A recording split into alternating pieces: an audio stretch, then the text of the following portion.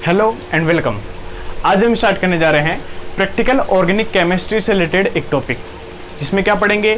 मान लो आपको कोई कंपाउंड दे दिया जाए और उस कंपाउंड की कॉम्पोजिशंस आपसे पूछ ली जाए कि उसमें कौन कौन से एलिमेंट प्रेजेंट है, उसमें वो एलिमेंट किस किस अमाउंट में प्रेजेंट है। तो हमको कुछ टेस्ट करने होते हैं जिससे हमको एलिमेंट्स का पता लग सके।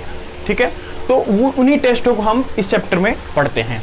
ध्यान रहे, ये टॉपिक इंपॉर्टेंट है, चाहे जेई हो, चाहे नीट हो, चाहे जैम हो, हर एग्जाम में इस चैप्टर से क्वेश्चंस आ चुके हैं। वो सभी क्वेश्चंस हम यहाँ पर डिस्कस करेंगे। साथ ही ध्यान रहे, ये ऑर्गेनिक का तो टॉपिक है लेकिन थोड़ा इनऑर्गेनिक की तरफ जाता है।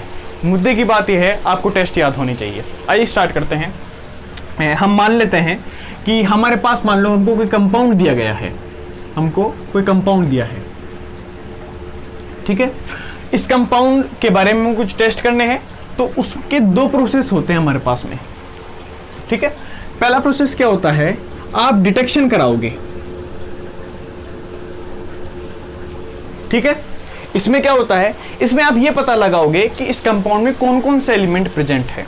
देखो, हो सकता है इसमें आपके पास में कार्बन हो, हाइड्रोजन हो, नाइट्रोजन हो, ऑक्सीजन हो, सल्फर हो, कोई भी हेलोजन हो, एक्सेट्रा, और भी कोई से भी एलिमेंट इसमें प्रेजेंट हो सकते हैं।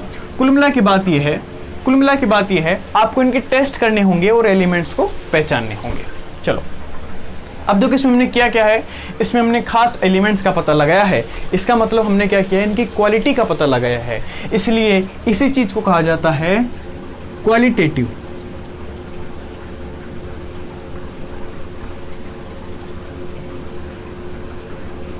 क्वालिटेटिव एनालिसिस, इसी चीज को कहा जाता है क्वालिटेटिव एनालिसिस। मतलब आप क्वालिटी निकाल रहे हो एलिमेंट्स की। सेकंड, जब आपने एलिमेंट्स का पता लगा लिया कि कौन कौन से हैं, तो आपको फिर ये भी पता लगाना होगा कि वो कितने अमाउंट में प्रेजेंट है। उसके लिए क्या करेंगे, उसके लिए हम करते हैं एस्टिमेशन। देखो, एस्टिमेशन का हिंदी में मतलब होता है हिसाब लगाना, एक तरीके से कि आपको एलिमेंट पता लग गए, अब आप ये पता लगा रहे हो कितने अमाउंट में प्रेजेंट है। ठीक है, तो एस्टिमेशन में हमारे पास क्या होते हैं, इंडिविजुअल इसमें फॉर्मूले होते हैं जो हमको लगाने होते हैं। ठीक है, तो कुल मिला के बात है, इस एस्टिमेशन में हम निकालते हैं, इधर निकाली क्वालिटी, इधर निकालते हैं क्वांटिटी। कहने का मतलब इसी को बोलते हैं क्वांटिटेटिव एनालिसिस। ठीक है, मतलब इसमें क्वांटिटी का हम पता लगाते हैं। तो ये दो प्रोसेस हमको करने होते हैं, डिटेक्शन एंड एस्टिमेशन। सबके इंडिविजुअल अलग अलग टेस्ट होते हैं, अलग अलग फॉर्मूले होते हैं। ठीक है, आइए स्टार्ट करते हैं। सबसे पहले हम इसमें कार्बन और हाइड्रोजन को, पहला जो पोर्शन है डिटेक्शन का, उसमें सबसे पहले हम कार्बन और हाइड्रोजन को पढ़ेंगे आज। ठीक है, और अच्छे से इसको कंप्लीट करेंगे। देखो, हम ऐसा मानते हैं कि क्योंकि ब्रांच ऑर्गेनिक की है तो जनरली हमको हाइड्रोकार्बन्स दिए होंगे। ऐसा कोई जरूरी नहीं है कि हमेशा आपके पास में हाइड्रोकार्बन हो, लेकिन जनरली ज़्यादातर पॉसिबिलिटी बहुत ज़्यादा है कि आपके पास में जो कंपाउंड है वो हाइड्रोकार्बन हो। तो इसमें बहुत ज़्यादा पॉसिबिलिटी है उसमें कार्बन हो, और जब भी कार्बन होगा तो ये भी बहुत ज़्यादा पॉसिबिलिटी है कि उसके साथ में हाइड्रोजन भी प्रेजेंट हो। इसलिए कार्बन और हाइड्रोजन दोनों का टेस्ट एक ही होता है और दोनों को एक साथ टेस्ट किया जाता है। ठीक है, तो देखो, हाइड्रोकार्बन अगर मैं मान लूँ, तो मान लो कोई जो भी मेरे पास कंपाउंड दिया है उसमें कार्बन और हाइड्रोजन है, तो उसका टेस्ट कैसे करेंगे। ठीक है, तो हम सबसे पहले पढ़ रहे हैं 4 कार्बन एंड हाइड्रोजन एलिमेंट्स। ठीक है, कार्बन और हाइड्रोजन एलिमेंट्स के लिए हम टेस्ट पढ़ रहे हैं। ठीक है, देखो क्या होता है, सबसे पहले मैं कार्बन के बारे में बात करता हूं। मान लो मेरे को कंपाउंड दिया जिसमें मैंने मान लिया कि कार्बन प्रेजेंट है, मैंने माना कि उसमें कार्बन प्रेजेंट है।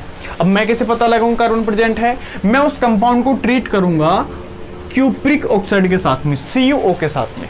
मैं उसको CuO के साथ में क्या करूंगा, ट्रीट करूंगा। इसके साथ में ट्रीट करने का मतलब है उस कंपाउंड को जिसमें कार्बन है उसको CuO के साथ मिक्स करूंगा और मैं हीट कर दूंगा। तो इससे होगा क्या, इससे होगा ये कि ये ऑक्सीजन जो है वो कार्बन के पास में चली जाती है और कार्बन ऑक्सीजन में मिलकर क्या बना देता है, CO2 मिला देता है और Cu बाहर निकल जाएगा।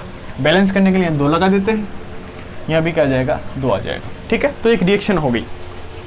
ठीक है, कंपाउंड था जिसमें कार्बन है, रिएक्शन हमने कराई क्यूप्रिक ऑक्साइड के साथ में, हमने क्या कर दिया, उसको हीट कर दिया, तो CO2 गैस इवॉल्व हो गई और कॉपर अलग हो गया। अब बात यह है CO2 जो गैस है उसका कलर तो होता नहीं है, कलरलेस होती है। तो आपको कैसे पता लगेगा कि इस कंपाउंड में कार्बन था कि जो CO2 गैस निकाल चुका है? तो हम क्या करते हैं कि इस कंपाउंड को जब गर्म करते हैं तो इससे जो गैसें निकलती हैं उसको क्या करते हैं, हम पास करते हैं किसमें से, एक सोल्यूशन होता है हमारे पास में किसका, लाइम वाटर का।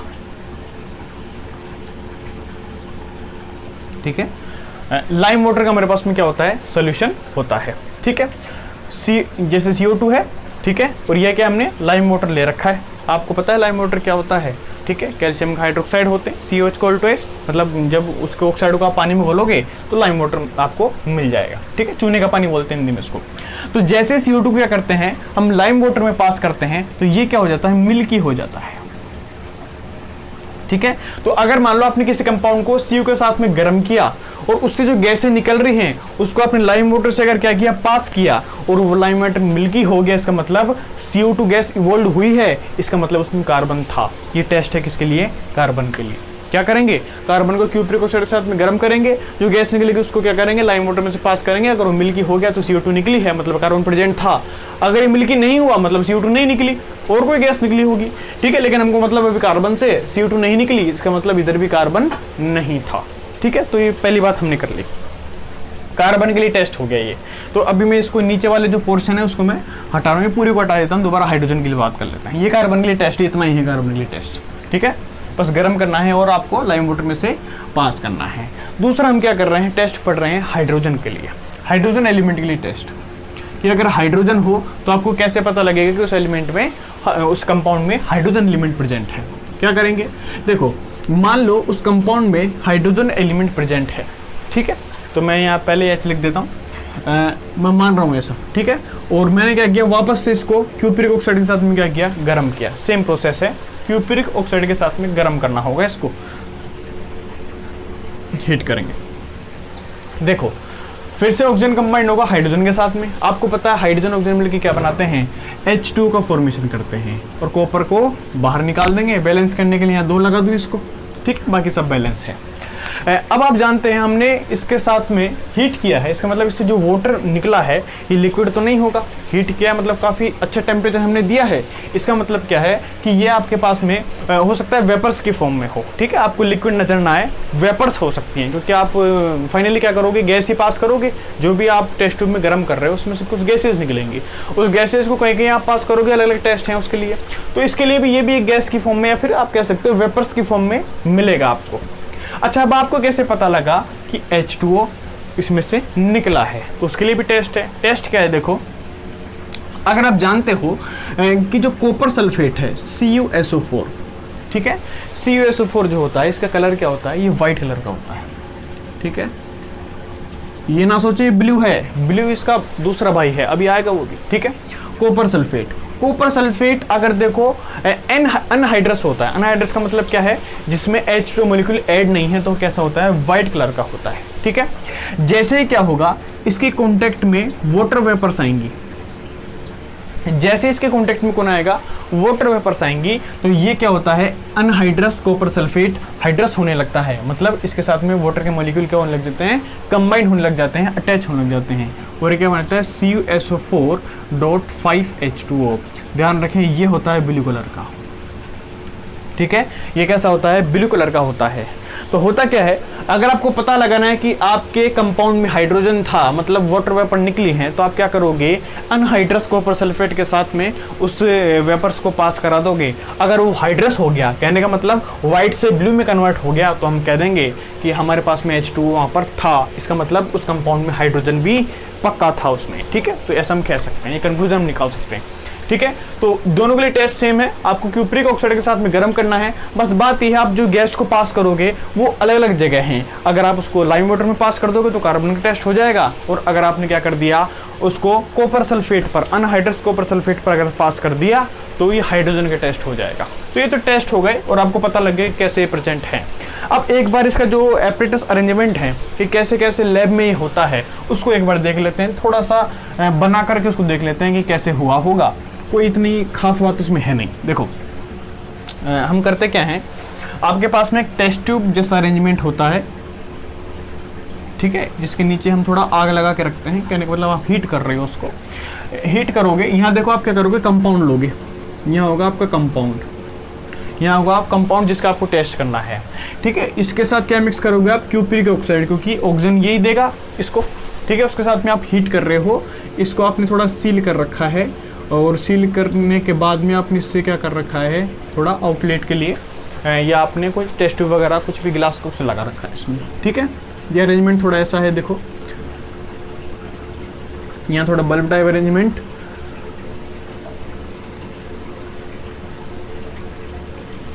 और ये हमने इसको पास कर दिया लाइम वाटर में। देखो अगर इस कंपाउंड में कार्बन हुआ तो क्यूप्रिक ऑक्साइड के साथ जब आप इसको हीट करोगे तो इसमें से कौन सी गैस निकलेगी, CO2 गैस निकलेगी।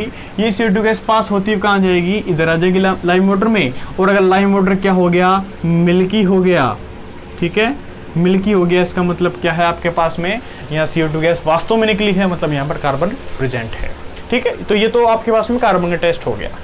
अच्छा, अब H2 का या फिर हाइड्रोजन टेस्ट कैसे होगा, तो देखो ये जो हमने बल्ब जैसा बनाया है ना, बल्ब टाइप अरेंजमेंट है, इसकी ये जो आपके पास वॉल्स हैं, जो दीवार हैं, इस पर क्या होता है, आपके पास में कॉपर सल्फेट की थोड़ी कोटिंग हम करते हैं। कौन सा कॉपर सल्फेट, अनहाइड्रस यानी CuSO4, ठीक है, जो कैसा होता है, वाइट होता है, ठीक है, जो कैसा होता है, वाइट होता है। इसकी कोटिंग हम करके रखते हैं। तो देखो जब आप गर्म करोगे और जब इसमें CO2 निकल रही है, तो अगर हाइड्रोजन प्रेजेंट है तो H2 भी साथ में निकलेगा, तो साथ में कौन निकल जाएगा, अगर हाइड्रोजन प्रेजेंट है तो H2 भी साथ में निकलेगा। तो देखो CO2 H2 दोनों इस ट्यूब में से बाहर आएंगे। CO2 का यहाँ कोई काम नहीं है, वो यहाँ जाके अपने टेस्ट देगा, लेकिन जो H2O है वो क्या कर देगा, यहीं पर इस कॉपर सल्फेट के कांटेक्ट में आ जाएगा और क्या करने लग जाएगा, उस वाइट कॉपर सल्फेट को ब्लू में कन्वर्ट करने लग जाएगा। तो आपको इस वॉल्स पर ही दिख जाएगा कि इसमें से H2O निकल रही है या फिर नहीं, ठीक है। तो ये थोड़ा सा सेपरेट अरेंजमेंट है जो हमने कार्बन और हाइड्रोजन के लिए देखा है। तो ये दो टेस्ट हैं कार्बन और हाइड्रोजन के, दोनों सेम है, क्यूप्रिक ऑक्साइड के साथ में गर्म करना है और फिर गैसेस को अलग अलग जगह पास करके हमको देखना है। ओके, ये पार्ट हमारा कंप्लीट हो चुका है कार्बन और हाइड्रोजन का। आगे हम बहुत इंपॉर्टेंट टेस्ट पढ़ेंगे जिसका नाम है लेसाने टेस्ट। हम पढ़ेंगे कैसे बनता है लेसाने, क्यों हम लेसाने बनाते हैं, और किस किस के लेसाने बन सकता है और किस किस के लेसाने नहीं बन सकता, जिससे क्वेश्चंस आए हुए भी हैं वो भी हम डिस्कस करेंगे, ठीक है। बहुत इंपॉर्टेंट पार्ट है, शायद आपको ये पसंद आया होगा। अगर ये पसंद आया है तो प्लीज़ आप वीडियो को लाइक करें, चैनल को सब्सक्राइब करें और ज़्यादा से ज़्यादा शेयर करें। Thank you so much.